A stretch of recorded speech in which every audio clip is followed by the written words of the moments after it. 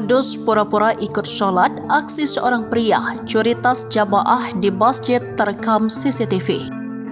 Sebuah video yang memperlihatkan aksi seorang pria mencuri sebuah tas di masjid viral di media sosial. Video yang diunggah di akun Instagram @info_surabaya pada Rabu 27 Maret 2024 lalu memperlihatkan rekaman kamera CCTV di sebuah masjid.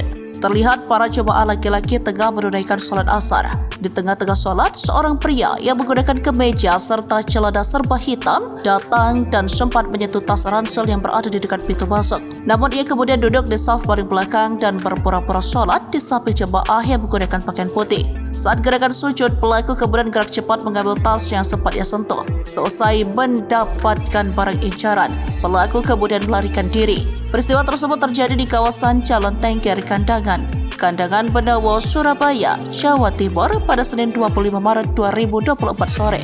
Tas tersebut rupanya milik pria berinisial GS 39 tahun, warga Madukan Kulon, Tandes, Surabaya. Barang yang hilang ada tap kantor, kurang lebih seharga 2 juta, STNK mobil, STNK motor, SIM A dan C, KTP, dan uang 500.000, ujar adik ipar korban, Alfik Vista, pada Rabu 27 Maret 2024, dikutip dari tribunjatim.com.